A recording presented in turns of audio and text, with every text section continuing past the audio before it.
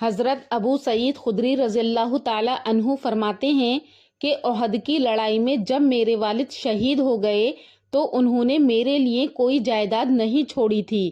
ان کی شہادت سے مجھ پر غم کے پہاڑ ٹوٹ پڑے اور فاقے کی اتنی نوبت آ گئی تھی کہ مجھے اپنے پیٹ پر پتھر باندھنے پڑے۔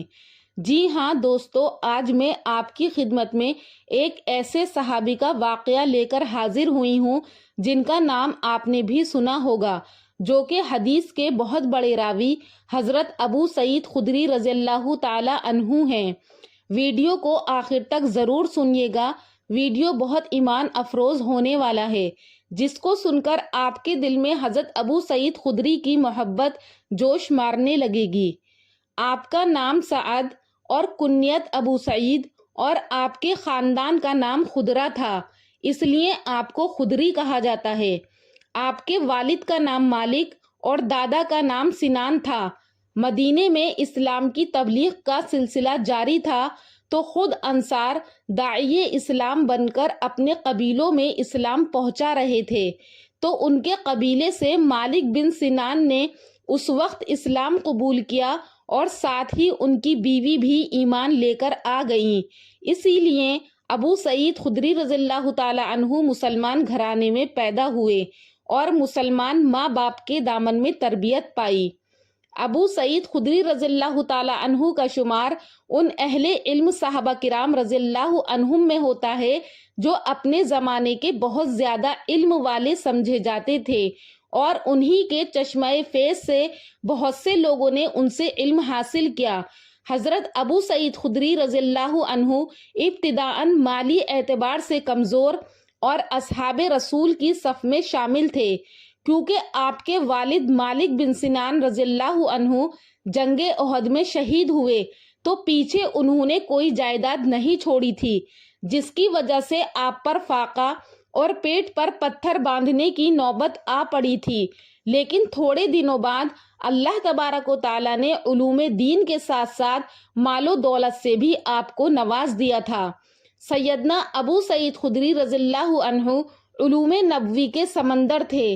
آپ نے زیادہ تر اپنی زندگی علم حدیث اور فقہ کی اشاعت کے لیے وقف کر دی تھی، جس کی وجہ سے آپ کے حلقے درس میں ہر وقت لوگوں کا ہجوم رہتا تھا۔ اگر کسی کو کوئی خاص مسئلہ پوچھنا ہوتا تو بہت دیر میں اسے موقع ملتا تھا۔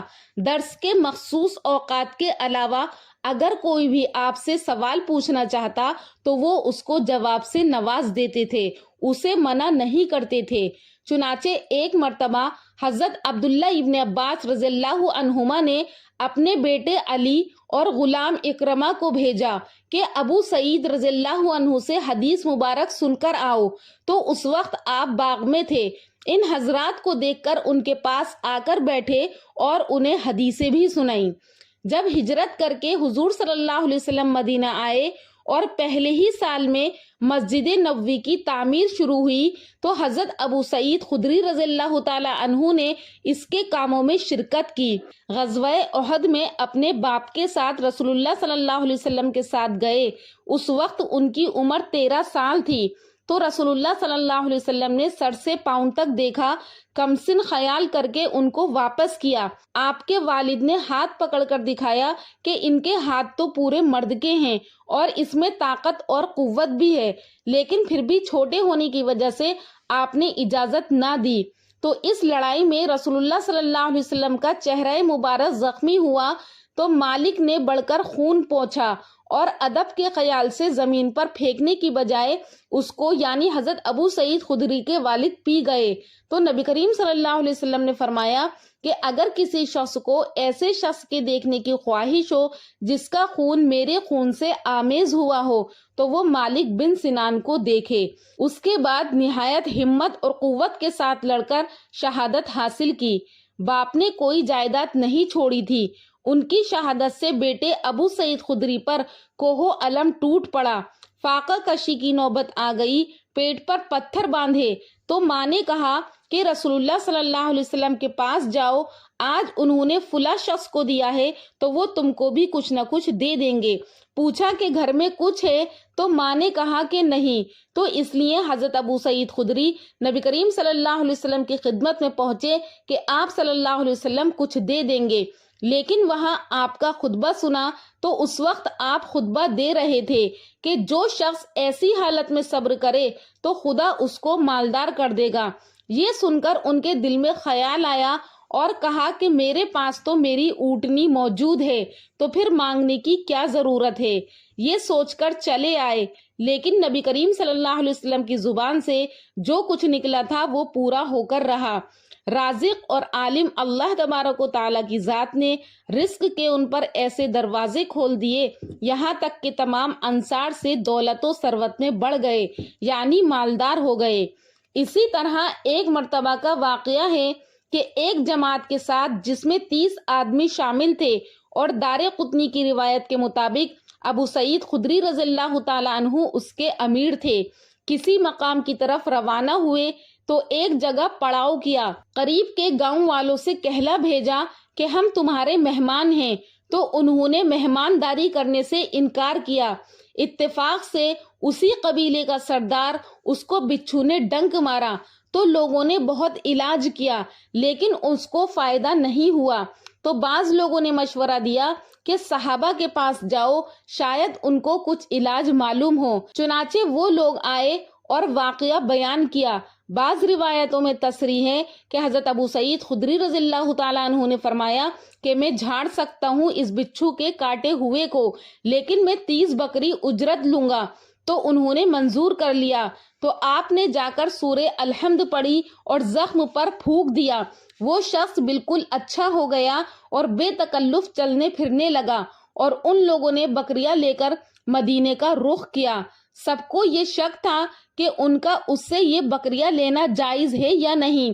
آخر کار یہ رائے ٹھہری کہ خود نبی کریم صلی اللہ علیہ وسلم سے پوچھا جائے، تو آپ نے پورا واقعہ سن کر تبسم کیا، یعنی آپ مسکرائے اور فرمایا تم کو یہ کیسے معلوم ہوا ابو سعید کہ یہ سورہ حمد یعنی سورہ فاتحہ رقیے یعنی جھاڑنے کا کام کرتی ہے؟ تو پھر کہا کہ تم نے ٹھیک کیا، اس کو آپس میں تقسیم کر لو اور میرا بھی حصہ لگانا۔ یہ روایت بخاری میں موجود ہے۔ ان غزوات کے علاوہ حدیبیہ، خیبر فتح مکہ، غزوہ حنین، غزوہ تبوک اور غزوہ طاؤس میں بھی ان کی شرکت کا پتہ چلتا ہے۔ صحیح بخاری کی روایت کے مطابق عہد نبوت کے 12 غزوات میں ان کو شرکت کا شرف حاصل ہوا تھا۔ حضرت ابو سعید خدری رضی اللہ تعالیٰ عنہ اپنے زمانے کے سب سے بڑے فقیہ تھے، قرآن مجید ایک قاری سے پڑھا تھا۔ انصار کے کئی حلقۂ درس قائم تھے جن میں علماء انصار درس دیتے تھے۔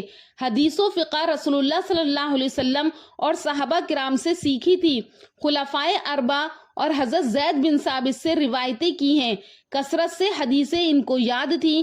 ان کی مرویات کی تعداد 1170 ہے، اور ابو سعید خدری رضی اللہ تعالیٰ عنہ نہایت سچ بولنے والے حق گو تھے۔ فرمایا کرتے تھے کہ میں نے رسول اللہ صلی اللہ علیہ وسلم کو حق گوئی کی تائید کرتے سنا تھا۔ سنت کے پورے متبع تھے۔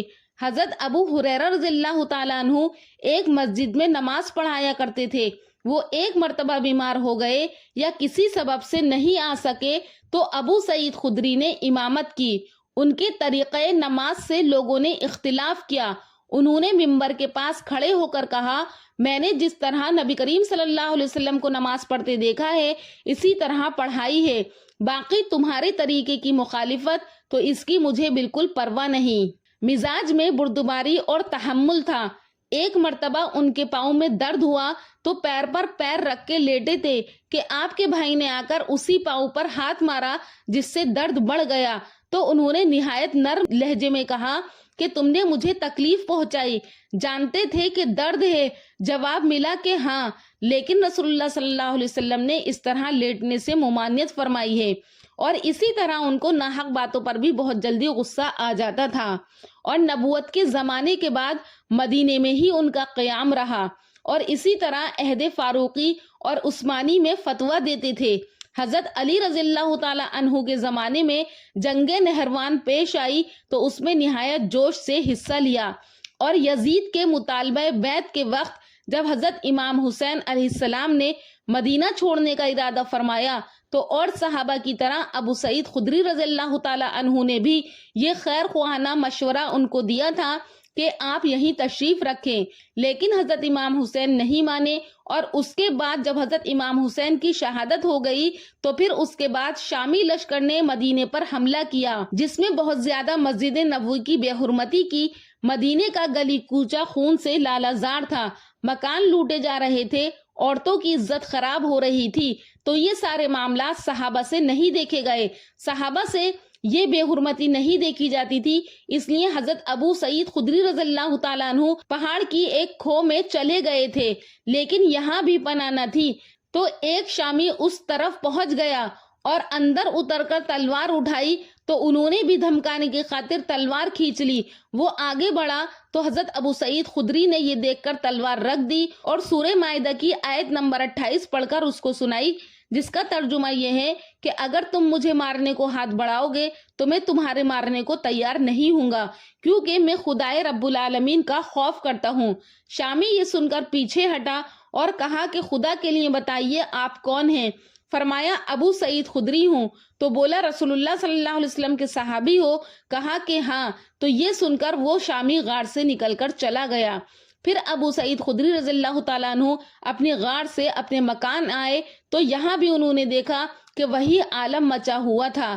شامی ابن دبجہ کے پاس آئے اور وہاں آ کر پکڑے گئے، اس نے یزید کی خلافت پر بیعت لی، اور اسی طرح ان کی وفات کے بارے میں بتایا جاتا ہے کہ جمعے کے دن آپ نے وفات پائی، جنت البقیع میں دفن کیے گئے۔ اس وقت بہت عمر رسیدہ تھے، ہاتھوں میں راشہ تھا، لوگوں نے عمر کا اندازہ 74 سال کیا ہے، لیکن علامہ زہبی نے لکھا ہے کہ 86 سال کی آپ کی عمر تھی، اور آپ کی 2 بیویاں تھیں، ایک کا نام زینب بنت کعب بن اجزا تھا جو بعض کے نزدیک صحابیہ تھیں، دوسری ام عبداللہ بنت عبداللہ مشہور تھیں اور قبیلہ اوس کے خاندان معاویہ سے تھیں۔